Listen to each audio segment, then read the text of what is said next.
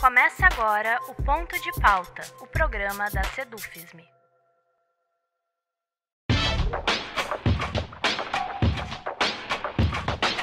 É possível que você já tenha ouvido falar nela, mas não saiba muitos detalhes sobre como funciona. E também é possível que você sequer tenha ouvido falar nela. Isso não importa. Todas e todos, sem exceção, conhecendo ou não seus pormenores, sofrem, convivem diariamente com os impactos dela. Eu estou falando da guerra híbrida, o nosso ponto de pauta de hoje. Para falar sobre isso, temos como convidado o advogado, consultor em segurança pública, ex-chefe de gabinete e assessor especial na Secretaria de Segurança Pública do Paraná e ex-secretário de Segurança em São José dos Pinhais, também no Paraná, Marcelo Jungent. O livro mais recente do Marcelo traz como título O que você pensa que você pensa, não é você quem pensa. A guerra híbrida no Brasil. Eu sou Rafael Balbueno e nosso ponto de pauta de hoje é a guerra híbrida.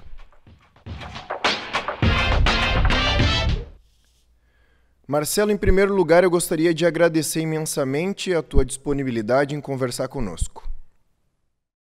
Quem agradece sou eu, Rafael. Eu tenho o maior prazer de falar com você e com o pessoal que acompanha aí o ponto de pauta do Sindicato dos Docentes da Universidade Federal de Santa Maria, inclusive porque eu acho que a divulgação do tema da guerra híbrida é cada vez mais urgente, porque, embora ela interfira diretamente na vida de todos nós, a grande maioria das pessoas sequer se dá conta de que isso acontece, ou sequer, às vezes, sabe que isso existe. Então, o prazer é meu, o agradecimento é meu. Certo. Eu queria pegar como gancho para essa primeira pergunta justamente essa questão de que a maioria das pessoas sequer sabe da existência da guerra híbrida. Então, para começar, eu gostaria de pedir que o senhor explicasse, em termos gerais, o que é uma guerra híbrida, como ela pode ser definida conceitualmente e pelo que ela se caracteriza, por exemplo. Sem dúvida. A guerra híbrida, ela recebe esse nome justamente porque ela é uma mistura de vários elementos. A questão fundamental que nós temos que entender é que, embora seja híbrida, não deixa de ser uma guerra.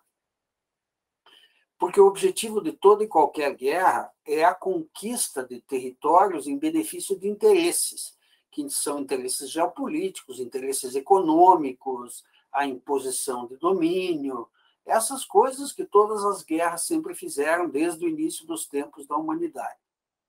Acontece que, com o desenvolvimento da tecnologia e de novos instrumentos que foram colocados à disposição do homem, começou-se a perceber a possibilidade de flexibilizar alguns conceitos que sempre foram os nortes principais da guerra tradicional. Então, você vê, nós temos todos os compêndios, todos os estudiosos das artes bélicas sempre trabalharam com 3 elementos principais de qualquer guerra para poder elaborar o raciocínio referente aos conflitos armados. Seriam os homens, as armas e o terreno. Os elementos principais de qualquer guerra. É preciso ter armas, é preciso ter homens e é preciso estudar o terreno, né? O lugar físico onde a guerra vai se desenrolar. Tradicionalmente, todos os estrategistas, todos os estudiosos, todos os militares sempre se depararam com 2 tipos de terreno, que é o terreno urbano e o terreno rural, a cidade e o campo. Quer dizer, conforme o conflito se dá num terreno aberto, ele deve ser planejado de um determinado modo, e conforme ele se dá num terreno urbano, com casas, edifícios e construções, ele se dá de outro modo. E sempre foi assim.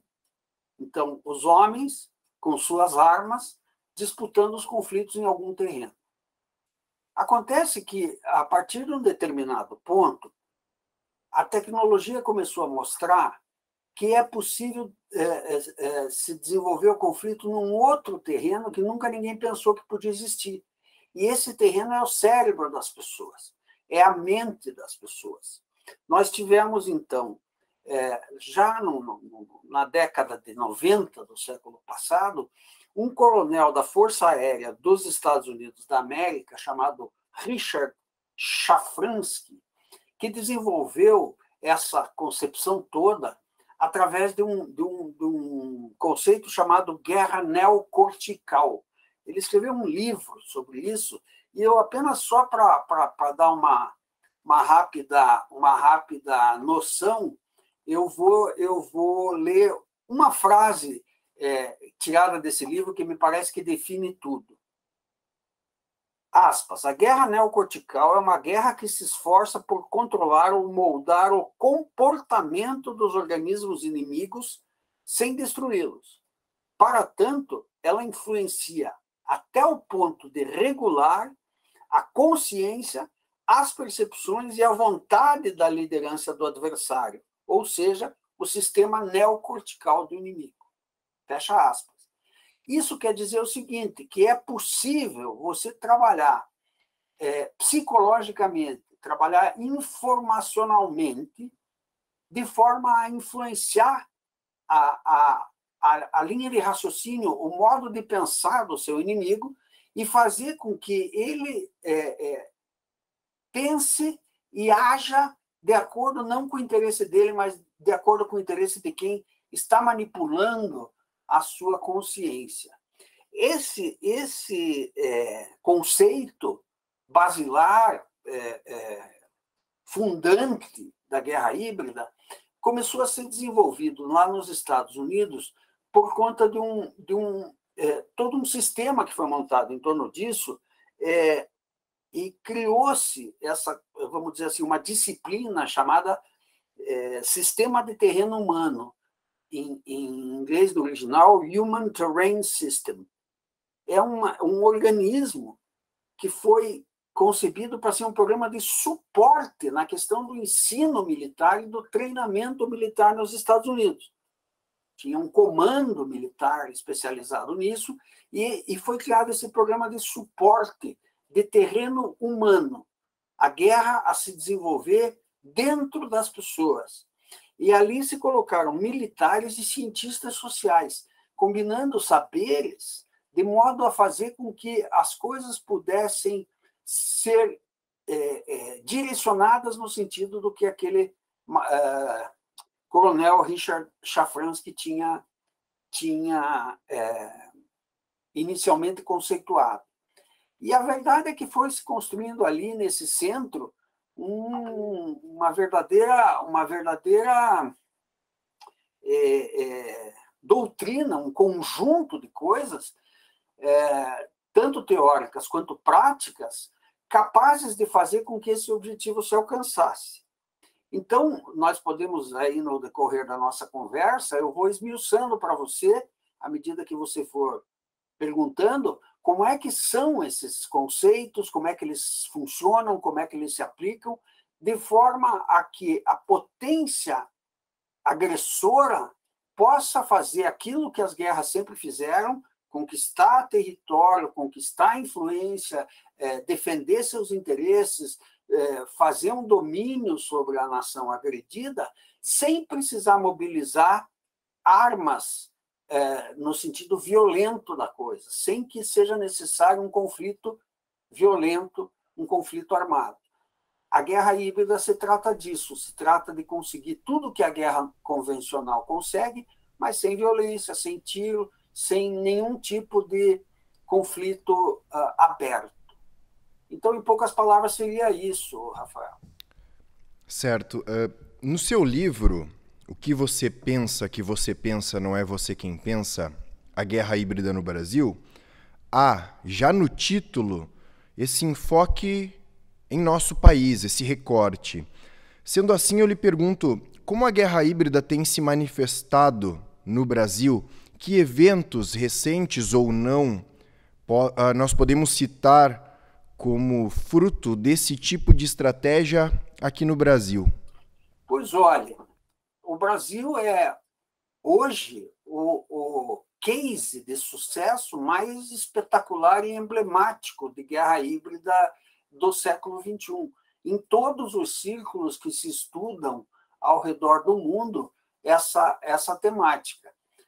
O modo como ela foi desfechada no país e o modo como ela foi exitosa e teve sucesso, e esse sucesso ainda se projeta no tempo, é um caso clássico em que isso aconteceu.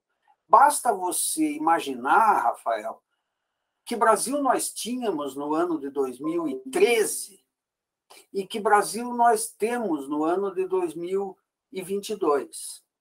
Se nós imaginarmos que de 2015, 2013, vamos dizer, a 2018, num prazo, vamos dizer, de 5 anos, o Brasil fez uma verdadeira volta de 180 graus, deixou de ser um país e passou a ser outro absolutamente diferente, graças a uma série de acontecimentos que são ligados entre si, mas que as pessoas não costumam perceber. Então, para que eu possa explicar isso para você, eu vou ter que entrar um pouquinho naqueles conceitos que foram construídos em torno daquela doutrina do qual nós falávamos há um minuto atrás. Então, veja, nós temos aí uma coisa chamada ciclo OODA, OODA. São iniciais para observação, orientação, decisão e ação.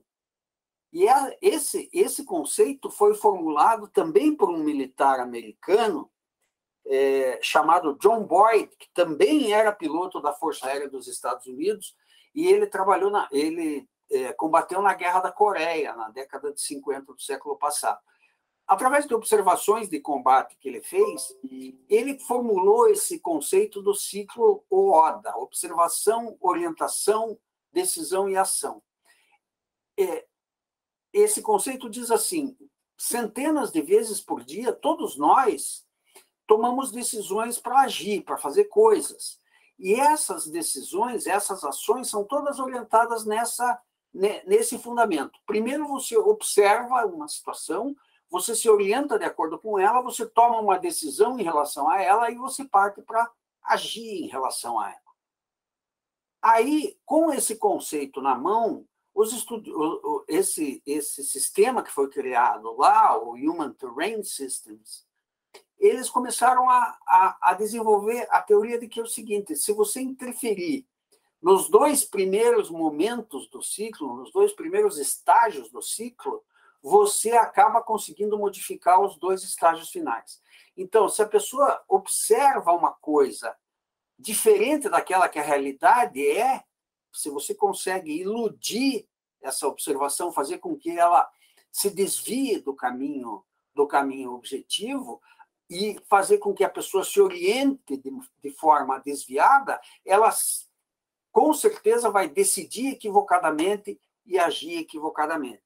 A partir daí, então, criou-se a questão, os conceitos de abordagem indireta, de guerra de espectro total em rede, de fabricação de consenso, são coisas que foram sendo aplicadas para justamente conseguir obter essa intervenção no ciclo OODA das pessoas. Então, você veja, o que aconteceu no Brasil? Em 2013, começaram aquelas manifestações pela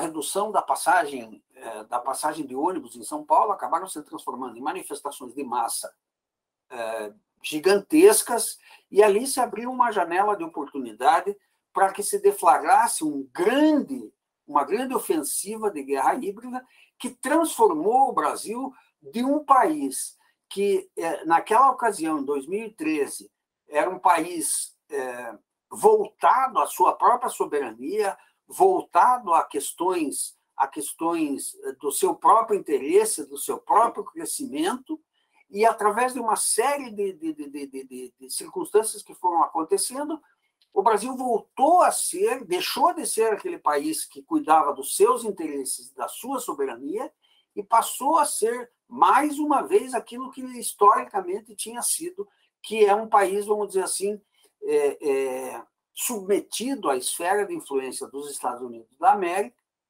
através daquilo que a guerra híbrida, mais do que tudo, no sentido específico definido pelos seus estrategistas, chama-se regime change, troca de regime.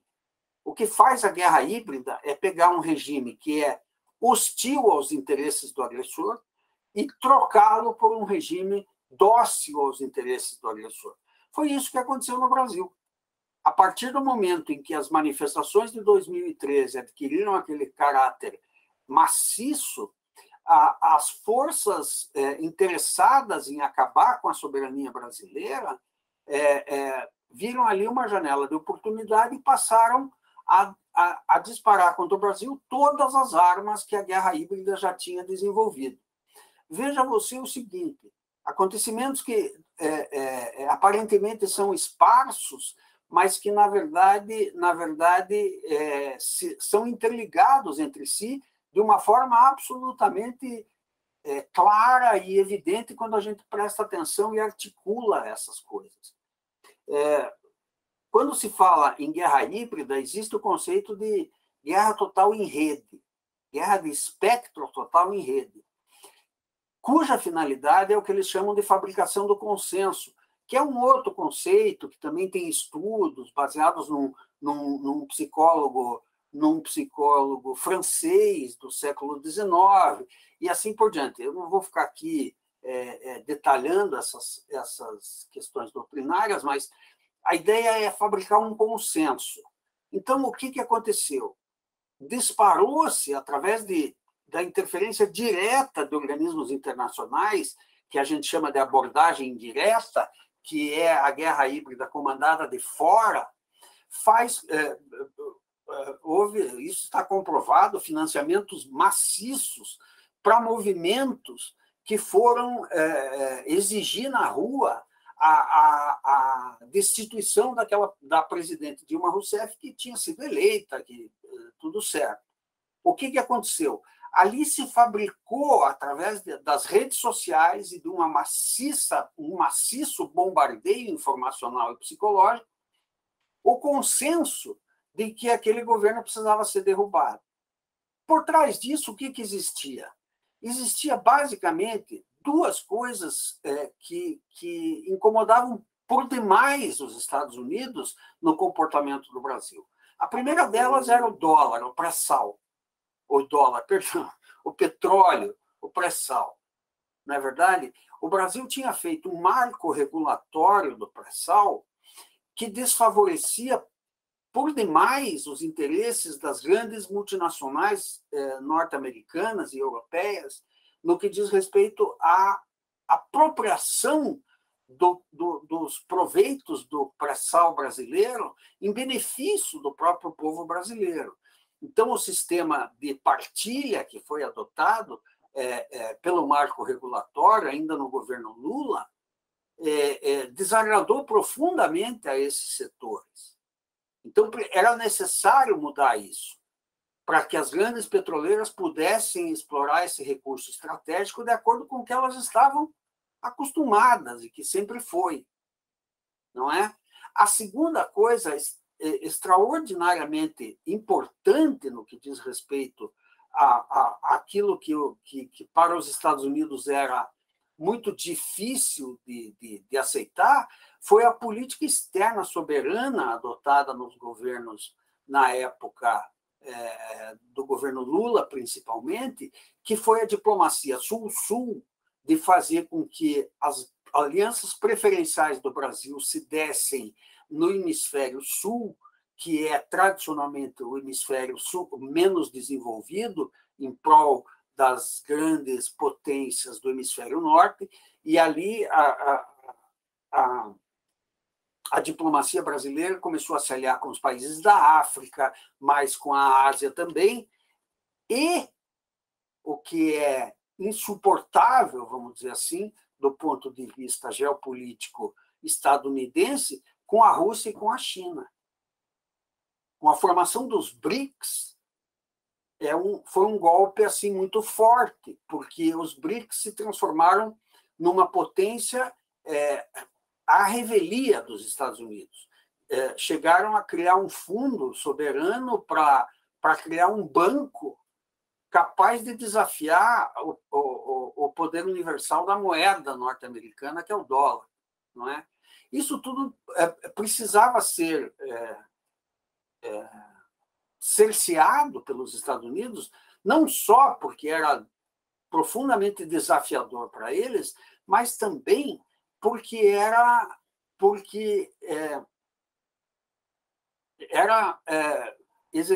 executado pela maior potência da América Latina, o país mais populoso, mais forte, com a economia mais pujante das Américas, tirando o Canadá e os Estados Unidos, evidentemente. Então, isso era uma coisa que os Estados Unidos precisavam fazer.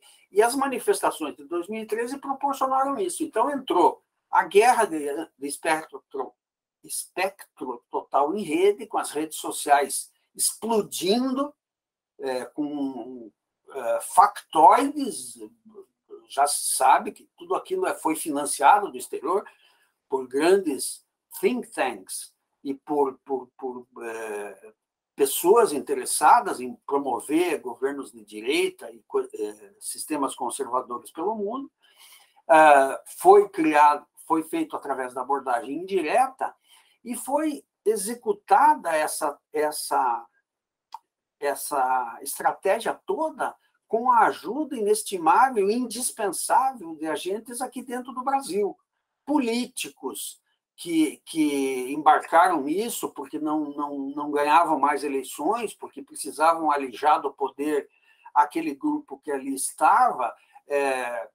O maior exemplo disso é o próprio ex-governador de São Paulo, José Serra, que tão logo se verificou a troca de regime, ele imediatamente apresentou um projeto de lei e acabou com o marco regulatório do petróleo, que passou a ser explorado como as grandes petroleiras internacionais gostaram, e assim por diante.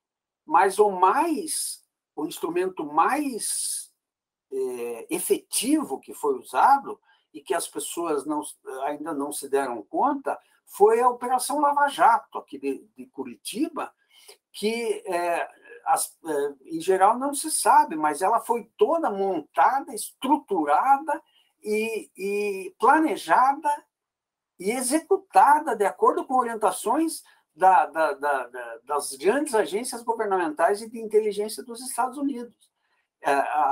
O comando da Operação Lava Jato, cujos maiores expoentes são o ex-juiz Sérgio Moro e o ex-procurador Deltan Dallagnol, prestavam contas direto ao pessoal lá nos Estados Unidos, recebiam informações absolutamente diretas dos Estados Unidos, com várias assim, enormes violações da lei, porque o que acontece é que existem protocolos, investigações internacionais, com informações internacionais, sofrem burocracia, precisam passar pelo Ministério da Justiça, pelo Ministério do Exterior, mas o grande problema era que esses ministérios não estavam alinhados com os interesses políticos dos atores da Lava Jato.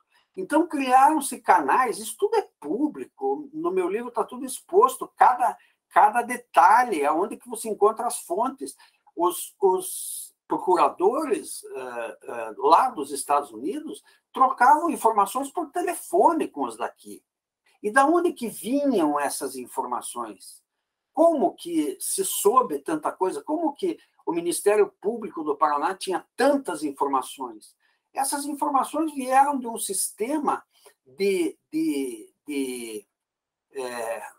contra-inteligência criado nos Estados Unidos depois do 11 de setembro. Produziu-se o maior sistema de espionagem de toda a história da humanidade.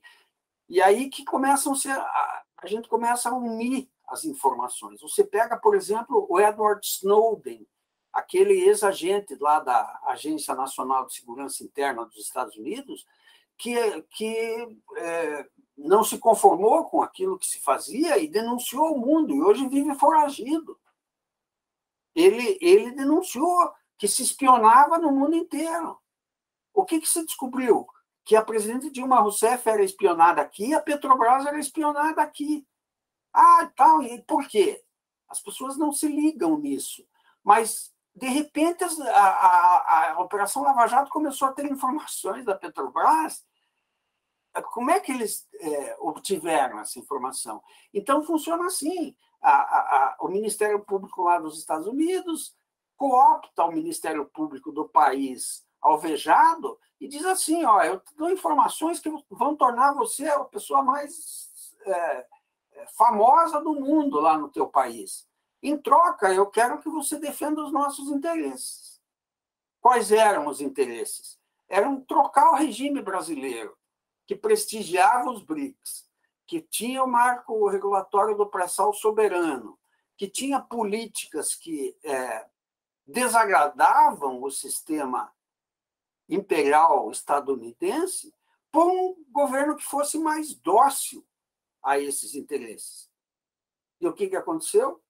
Cai Dilma Rousseff, entra Michel Temer, imediatamente manda o seu ministro de Relações Exteriores, o Aloysio Nunes, para os Estados Unidos, para dizer que tudo isso agora é passado, implementa o novo marco do pré-sal, volta para o sistema de concessão, as petroleiras internacionais começam a fazer do jeito que elas sempre quiseram, os BRICS terminam, quer dizer, na verdade não terminaram, mas não se ouve praticamente mais falar deles, a política externa Sul-Sul deixou de existir, e o que se vê é que, de repente, nós temos um outro presidente que vai lá nos Estados Unidos e presta continência para a bandeira americana, que vai aos Estados Unidos agora pedir ajuda para não deixar o ex-presidente Lula ganhar a eleição agora em outubro, que é um presidente que dizia para o presidente anterior dos Estados Unidos que o amava. Então, se a gente somar 1 mais 1, Rafael, o que vai dar é 2. As coisas aconteceram exatamente como foi previsto. E se você for olhar a doutrina da guerra híbrida, todos os instrumentos que estão ali escritos foram utilizados e foram feitos com a maior eficiência para conseguir transformar o Brasil de um país que 7, 8, 10 anos atrás estava emergindo como uma das grandes democracias do mundo, transformou-se num ator global, era respeitado mundo afora, num país envergonhado, que só passa vergonha, que voltou a ser absolutamente subordinado aos interesses dos Estados Unidos, e isso tudo através de uma guerra de informação que tem muito de verdade, algumas coisas efetivamente aconteceram, mas que foram transformadas em verdades determinantes para que se pudesse obter essa derrota absoluta da soberania brasileira e voltássemos a ser aquele país de joelhos perante o grande império da América do Norte. Então, o que faz o meu livro? O meu livro não traz nenhuma novidade. Ele pega fatos absolutamente notórios que todo mundo conhece, que estão na imprensa, que estão em todo lugar, vai às fontes, mostra aonde que estão essas coisas e mostra como que elas se interligam entre si. Não basta a gente dizer, sabe o quê? Então teve a espionagem na Petrobras. Mas ela não tem nada a ver com a queda da Dilma. Mas teve as manifestações de rua. Mas isso não tem nada a ver com a Lava Jato. Na verdade, está tudo interligado, foi tudo planejado, um conjunto de operações colocando em prática todas as armas da guerra híbrida que foram desenvolvidas no sistema de terreno humano lá do Comando Estratégico de Treinamento das Forças Armadas dos Estados Unidos. Então, seria certo. Isso. Eu espero não ter falado demais. Não, eu acho que o tema exige que muita coisa seja dita. Marcelo, mas então, já com o nosso tempo se aproximando do fim, eu ainda quero fazer uma última e rápida pergunta. Embora eu saiba que talvez seja muito difícil responder essa pergunta de maneira rápida. Mas para a gente encerrar, frente a esse cenário, especialmente frente a esse cenário, esse poderio através do qual a guerra híbrida se manifesta. Quer dizer, os atores, os arquitetos da guerra híbrida são figuras muito poderosas na política mundial e na economia mundial. Frente a tudo isso, a pergunta é: como então escapar disso? O que pode ser feito para combater a guerra híbrida ou para tentar passar o máximo possível ileso dela? Olha, eu responderia para você, para ser rápido, Rafael, assim. Teve um outro intelectual chamado Frank Hoffman, que em 2007 publicou um livro chamado O Conflito do Século XXI, o surgimento das guerras híbridas.